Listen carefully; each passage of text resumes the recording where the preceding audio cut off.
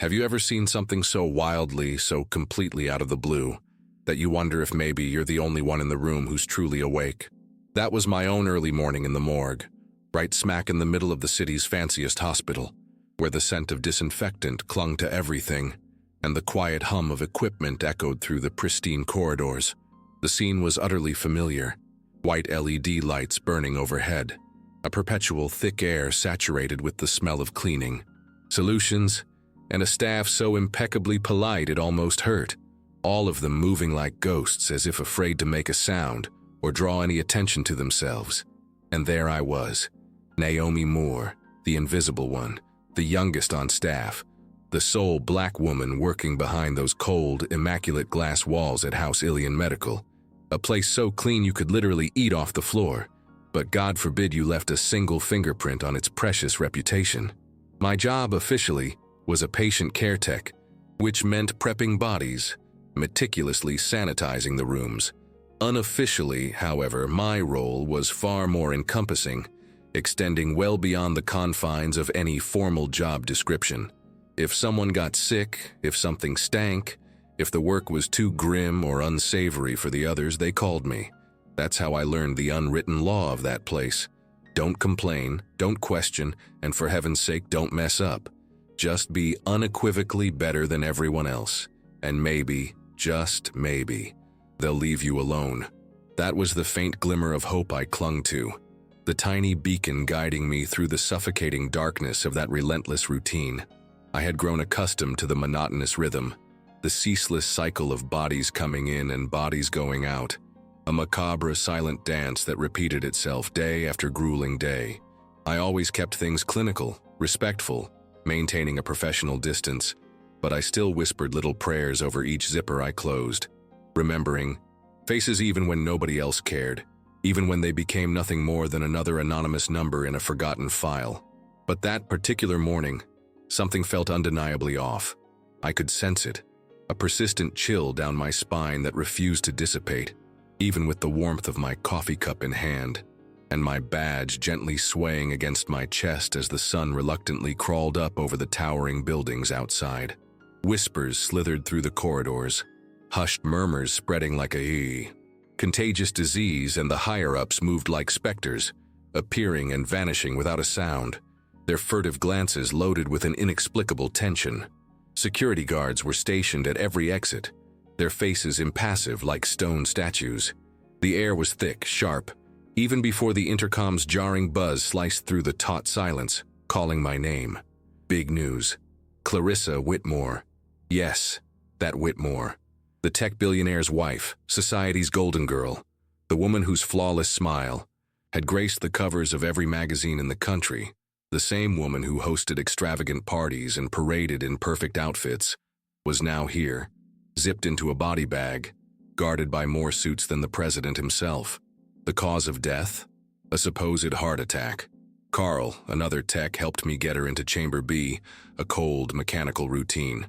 The second the paperwork changed hands, those men in black vanished, as if they had never been there, as if the whole scene had been a bad dream or a fleeting illusion.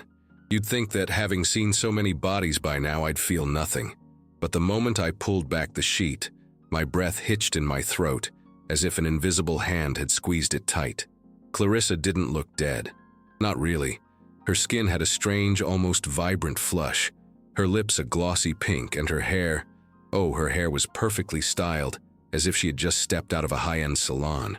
I pressed her arm and felt a faint warmth, muscles that hadn't gone slack, that still held a peculiar elasticity. Something deep inside me began to ring alarm bells, an internal siren screaming that something was terribly wrong, an instinct that defied all logic and protocol. Carl, of course, brushed it off with a dismissive wave. "She's dead, Naomi. The paperwork's all here, don't start imagining things." He said it with a tone that mixed impatience with a hint of disdain, as if my observations were the foolish fancies of a rookie, born from an overactive imagination, rather than a keen, practiced eye. But I couldn't shake it. That unsettling feeling persisted, a cold dread coiling in my stomach.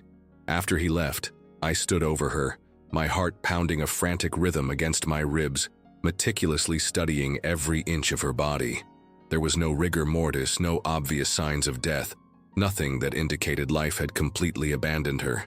The longer I stared, the more profoundly I knew something was fundamentally amiss. A puzzle piece that stubbornly refused to fit. What if she wasn't truly gone? What if this entire situation was all a colossal mistake? A horrific oversight that could have dire consequences? Or worse, what if it was a calculated cover-up? A sinister plot disguised as a tragedy? Maybe it was crazy. Maybe I was risking everything, but I acted anyway, driven by an unshakable conviction that transcended fear and common sense. My hands, usually so steady, trembled as I made the most impulsive, life-altering decision of my career. With a surge of desperate resolve, I raised my hand, my palm stinging slightly in anticipation, and slapped her face. A firm, loud, desperate blow that echoed with an almost deafening resonance off the sterile stainless steel walls of the morgue.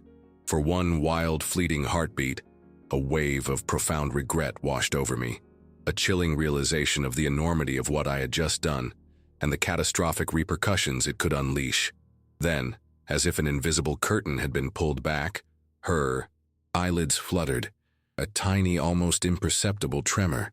Her fingers twitched, a subtle movement that nonetheless sent a jolt of pure adrenaline through my veins. Her chest rose, a struggling gasp escaping her lips, a sound so faint yet so monumental in its implication.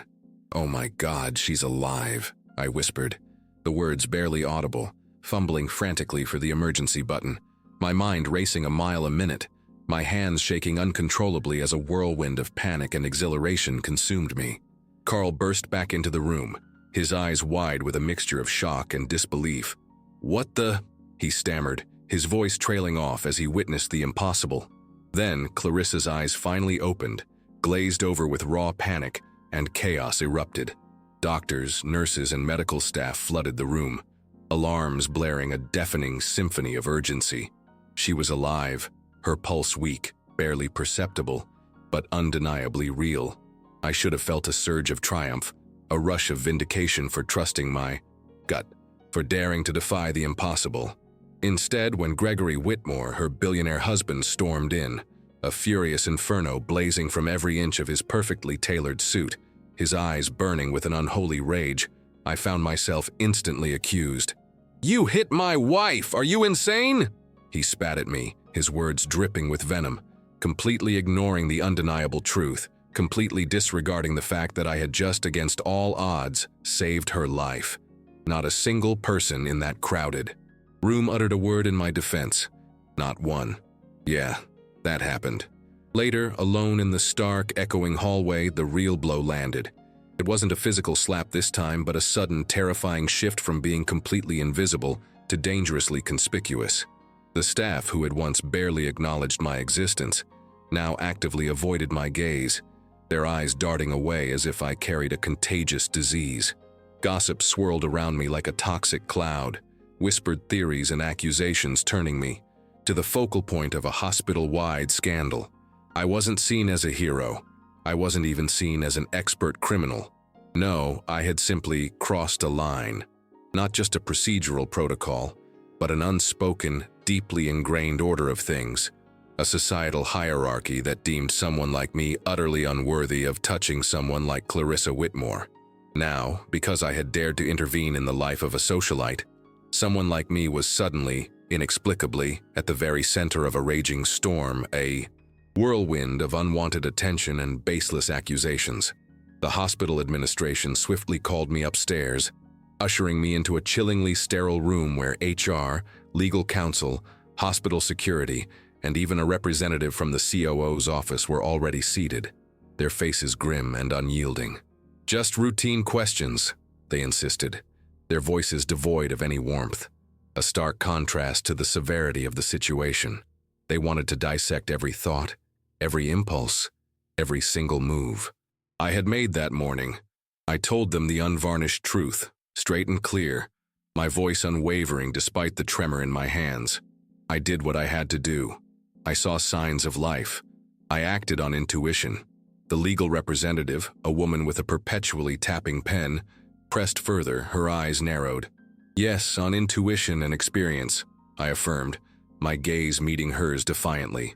A thick, oppressive silence filled the room, stretching out interminably until the COO finally broke it. His words, delivered with a cold, detached finality. We're putting you on leave pending investigation. Protected, they called it. I called it scapegoating, a convenient way to protect their spotless reputation at my expense. Back in my apartment that night, the city lights blinked indifferently through my blinds, casting long, distorted shadows across my walls. I watched the news, my mind a swirling vortex of anger, disbelief, and a gnawing sense of injustice. They spun the narrative as a miracle, a wondrous, inexplicable recovery.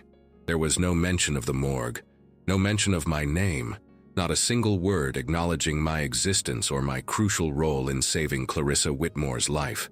The hospital, desperate to seize control of the spiraling story, began a frantic cover-up, meticulously burying any trace of my involvement.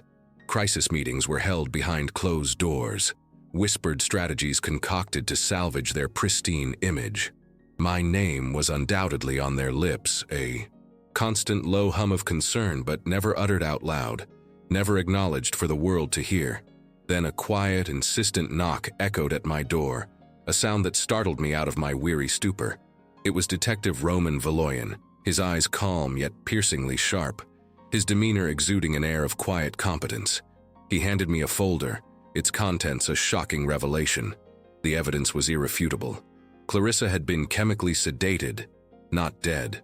Someone tried to make it look like she was, he stated, his voice low and steady, his gaze unwavering. You did the right thing. He was the first, and for a long while, the only person who offered me that small, precious validation. Across town, Clarissa, finally awake and lucid, whispered her first coherent words. She saved me. But Gregory, her monstrous husband, locked down her hospital room, muzzled every nurse, and plotted an elaborate PR strategy to control the narrative, to ensure his version of events prevailed. Yet, word leaked. A brave whistleblower dropped internal emails, exposing the truth bit by agonizing bit. Suddenly, my name shifted in the public consciousness, no longer merely the villain, but maybe, just maybe a hero. Social media caught fire, and the story, once suppressed, could no longer be buried. And then came the twist, the absolute bombshell that I never in a million years saw coming, a revelation that turned my entire world upside down once more. Clarissa, the woman I had hit, the woman whose life I had saved, wanted to speak to me. She asked for me specifically, and against all advice, against every instinct that screamed danger, I agreed. We met in a secure, neutral location, her eyes still haunted but now alight with a newfound resolve. She told me everything, every painful, harrowing detail, the meticulously planned escape from her abusive marriage, a desperate bid for freedom from Gregory's suffocating control. She spoke of the lover who was supposed to help her disappear, a supposed accomplice who had promised a new life, a clean slate far away from her gilded cage. She recounted the horrifying details of the drugs, specifically engineered to slow her heart to a barely perceptible crawl, designed to mimic death and facilitate her supposed escape. Only it all went catastrophically wrong. Her supposed rescuer, the man she had trusted with her life, vanished into thin air with her money, leaving her utterly trapped in her own body, a prisoner of her own flesh, almost lost, for good in that cold morgue drawer. My slap, that desperate, impulsive last-ditch attempt to rouse her, was the single inexplicable act that pulled her back from the precipice, a violent awakening that defied all medical logic and every cynical expectation. She wanted the truth exposed, laid bare for the entire world to see, about Gregory, about Dennis, her treacherous lover, and about herself, the woman who had been a pawn in a deadly game. She wanted me cleared, my name unequivocally restored, and the man who betrayed her, the one who left her for dead, found and brought to justice. The investigation, fueled by Clarissa's testimony and the leaked emails, went public, detonating like a bomb in the quiet corridors of power. Dennis, her former lover and accomplice, was caught boarding a plane out of state, his escape foiled by the swift action of Detective Valoyan and his team. The headlines exploded across every news outlet, digital and print, a wildfire of scandal that consumed the nation. Now the story was everywhere, inescapable, dominating every news cycle. It became the shocking tale of how a humble morgue tech's impossible intuition had spectacularly foiled a deadly plot, a story of human instinct triumphing over cold, calculated deceit. It laid bare how the seemingly impeccable hospital had utterly failed its own rigorous standards, exposing a deep-seated culture of cover-ups and negligence. The story also became a stark, undeniable testament to the chilling truth that even the wealthiest billionaires couldn't buy silence forever. That truth, once unleashed, would always find a way to surface, no matter how powerful the forces attempting to suppress it. The hospital, once a bastion of pristine reputation, buckled under the intense public scrutiny, its carefully constructed image crumbling to dust. The chief of pathology, a man once held in high esteem, resigned in disgrace, his career in tatters. Several top administrators were suspended, their roles in the cover-up exposed. And me? They reinstated me not just with a half-hearted apology, but a full, unequivocal one, delivered with a solemnity that surprised even me. They even offered me a promotion, a genuine recognition of my courage and skill. I accepted, but quietly, without fanfare, knowing that the true victory wasn't in the title, but in the truth revealed. But it didn't stop there.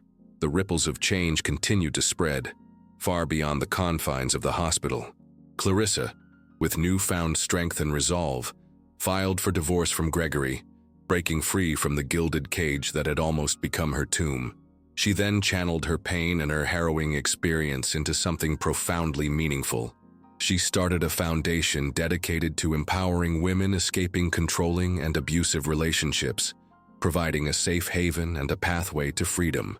I, too, embraced my newfound voice, becoming a tireless advocate for patient rights, pushing for fundamental changes in hospital protocols, ensuring that no patient would ever again be dismissed or overlooked. I spoke out tirelessly about bias in healthcare, about the insidious cost of silence, about the importance of trusting medical intuition even when it defied established norms. People reached out to me from all corners of the country, strangers, fellow nurses, eager students, calling me brave, humble, a true hero. But all I truly did was refuse to look away, refuse to pretend to be deaf when my instincts screamed that I saw life where others saw only death. Even when the sensational headlines eventually faded, as all headlines inevitably do, something real and lasting remained. The hospital truly changed, not just superficially, but at its very core. The staff listened more intently, protocols were revised, and a culture of empathy and vigilance began to take root. I began running ethics seminars, sharing my story, advocating for a deeper understanding of human intuition. In medical practice, pushing for a change that lasted far longer than any fleeting news cycle. Sometimes, I would stand in the morgue, my hand resting on that cold, sterile table, remembering that pivotal day, the moment everything irrevocably changed. One solitary act of courage, one seemingly impossible instinct, now echoed in 100 small, courageous voices refusing to be ignored, refusing to be silenced. Clarissa and I, we kept in touch, our bond forged in the crucible of shared trauma and triumph. She truly found herself again, building something profoundly beautiful and impactful for others out of her own profound pain, transforming her suffering into a source of hope and empowerment. And me? I kept going, one challenging case at a time, one vulnerable patient at a time, one undeniable truth at a time, knowing deeply in my heart that my story wasn't just an isolated incident, but merely the powerful beginning of something far, far bigger. Even after 6 months, I could still feel the world turning, the ripples of my actions still spreading outward, touching lives I would never even know. So, yeah, that's how I went from being utterly invisible to undeniably infamous.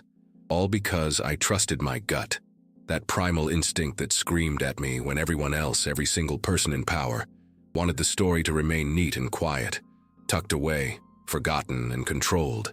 And maybe, just maybe, you're out there, stuck in your own silent room, paralyzed by fear, scared to speak your truth, terrified of the consequences that might follow. Perhaps you're witnessing an injustice, a subtle wrong, and the weight of protocol or the fear of retribution is holding your voice captive.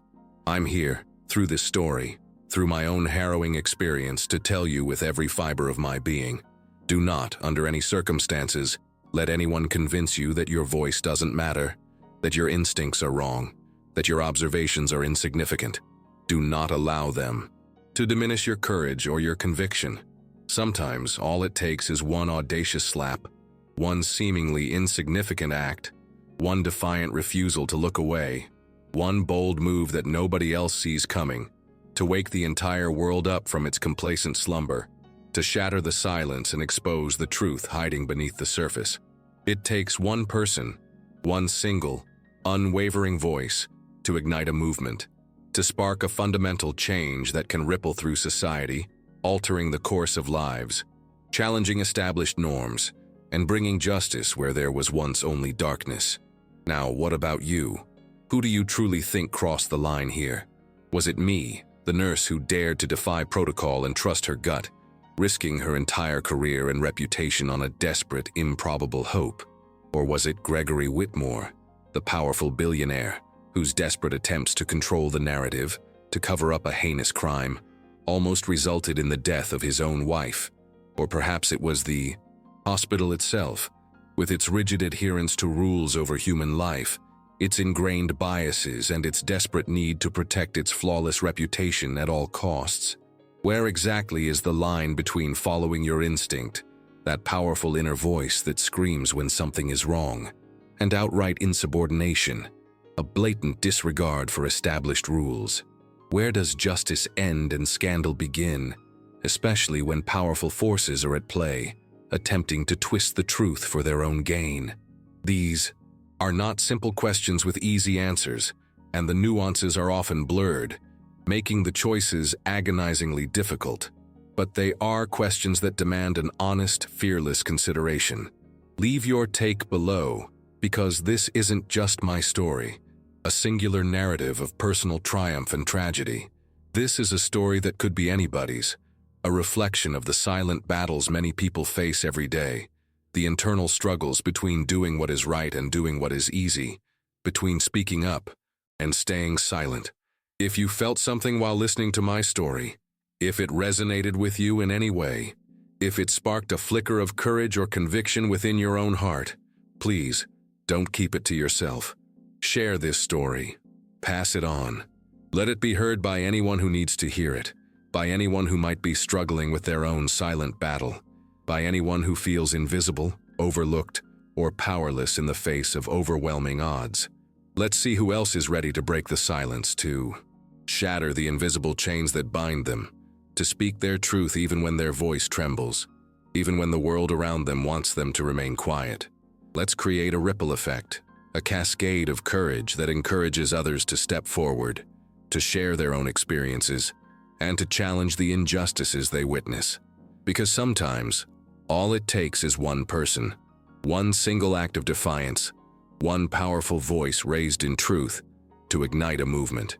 It takes one individual, often the least expected, to disrupt the status quo, to challenge the powerful, and to remind everyone that humanity, empathy, and integrity should always precede rigid protocols and corporate interests. My story is a testament to the fact that even in the darkest corners, where hope seems to have withered and died, a flicker of intuition, a desperate act of courage, can bring about the most profound and unexpected transformations. It's about standing firm when the world wants you to bend, about shouting when they expect you to whisper, and about seeing light where others only see shadow. The journey from being invisible to becoming a beacon of infamous truth was arduous, fraught with doubt and moments of overwhelming despair. There were times I questioned my sanity, times I felt the crushing weight of institutional power attempting to break me, to silence my voice permanently. But each step, each setback, each accusation only strengthened my resolve. It made me realize that the fight was bigger than me, bigger than my career, bigger than the hospital's reputation. It was about the voiceless, the overlooked, the ones whose lives are often discarded in the pursuit of power and prestige. The whispers of doubt turned into roars of conviction within me, propelling me forward even when my legs felt like lead. Clarissa's survival, her unwavering desire for truth became my driving force. Her whispered, "She saved me," echoed in my ears, a constant reminder of the profound impact of my actions. It was no longer just about me clearing my name. It was about ensuring that no one else would ever be left for dead, that no one else would be silenced by fear or power. The public outcry, fueled by the leaked documents and Clarissa's brave testimony, was a tidal wave that the powerful could not withstand. It exposed the rot within the system, forcing those who thought themselves untouchable to finally face accountability. The resignations, the suspensions, the public apologies, they were not just victories for me, but for every person who had ever felt dismissed, ignored, or exploited by those in positions of authority. It was a victory for the human spirit, a testament to the power of collective outrage against injustice. My promotion, while welcomed, felt almost secondary to the deeper satisfaction of seeing real, tangible change within the hospital. The implementation of new protocols, the emphasis on trusting staff intuition, the ethics seminars I led, these were the true fruits of my struggle. It was about creating a system where human life was valued above all else, where every voice had a chance to be heard, and where courage was celebrated, not punished. Clarissa's foundation became a shining testament to her resilience, a living monument to her transformation from victim to empowered advocate. Witnessing her journey, her healing, and her dedication to helping others only solidified my belief that even from the ashes of trauma, something beautiful and transformative can emerge.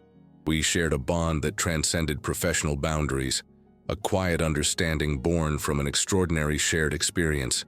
And so, I continued my work, approaching each case, each patient, each new challenge with a renewed sense of purpose and an unshakable conviction.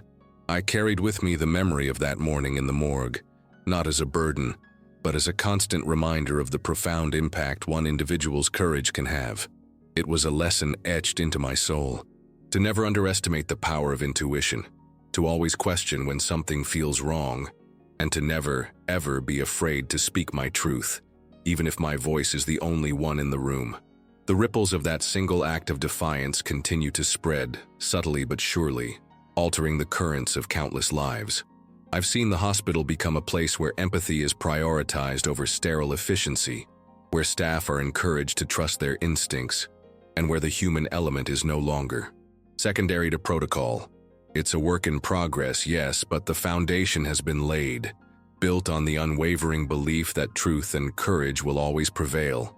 My story, once a solitary whisper of an unknown nurse, has now become a resounding anthem, a testament to the transformative power of one person's unwavering commitment to justice.